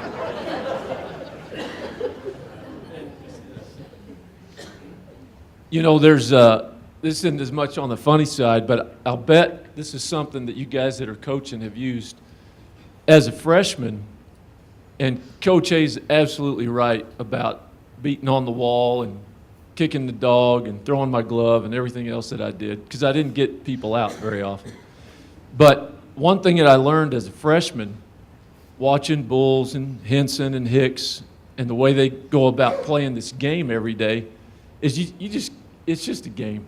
You just can't take it that hard. And so watching them helped me learn that. But I'm going to start this, and I'll bet these guys will finish it. If you hear this once, you've heard this 1,000 times. Same team, up or down. Same team, up or down. And we heard that from him over and over again. And I can tell you, it's the same thing. Melissa even kind of talked about it. didn't matter if we were up or down. We usually were taking care of business and getting people out and driving in runs. And I think you're talking about there's great teams and then there's teams that win.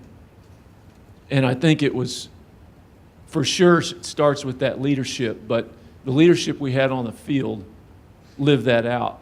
And we beat a lot of great teams that way, I think. Well, let's have a round of applause for him. Thank you, Larry. Yeah. David, one more thing. Go ahead, Hector. One thing that I think we've been blessed with is that it doesn't matter what kind of background we all came from. One of the things that is just ingrained in me is that I remember it didn't matter where we were, whether we were on the road or in the motel room in one of the meeting rooms or whatever. We were going to have service. Coach Hayes, they were going to read from the Bible. We were going to have our crackers. We were going to have the grape juice, and we were going to honor God. And to me, that being an 18-year-old and playing for a man like that, for me, it's been a life changer, and it's something that has stayed with me up until today. And I just thank God that that He delivered me over to Coach Hayes, and I'm sure a lot of us feel that way as well.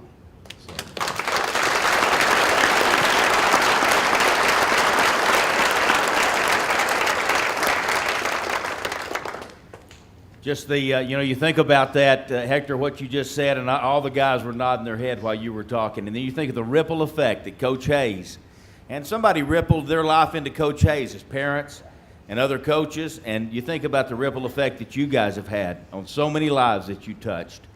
You honored Lubbock Christian College, Lubbock Christian University with your national championship. You brought honor to Lubbock.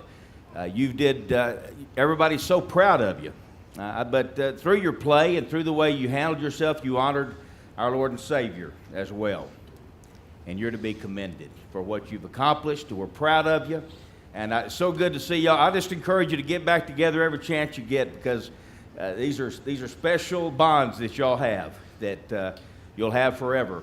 And we're really proud of you. Thank you for letting me be a part of this tonight. I don't know how I got to be, but thank you for letting me be here.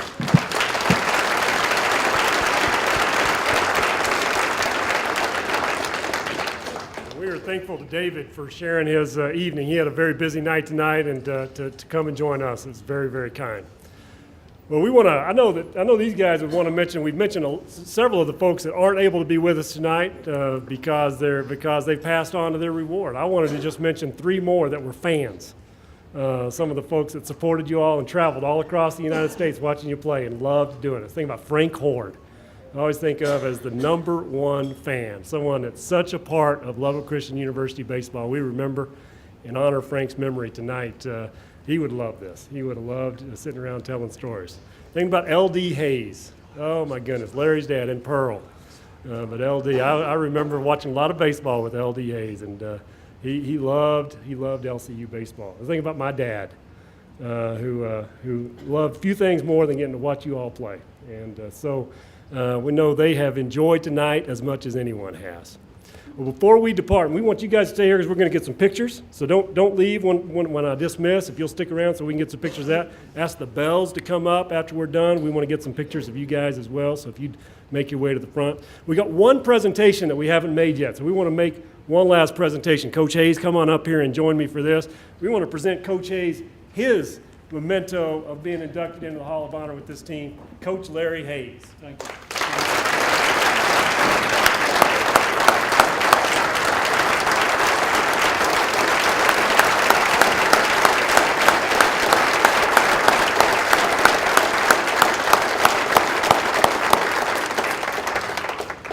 Thank you so much for joining us. Thanks for being a part of this historic night in the LCU story. It's a place that values people more than anything else, and these folks and all of the all of those that were part of this, this wonderful year, memorable year, we celebrate tonight. Thanks for being with us. Be safe and be careful. We're dismissed.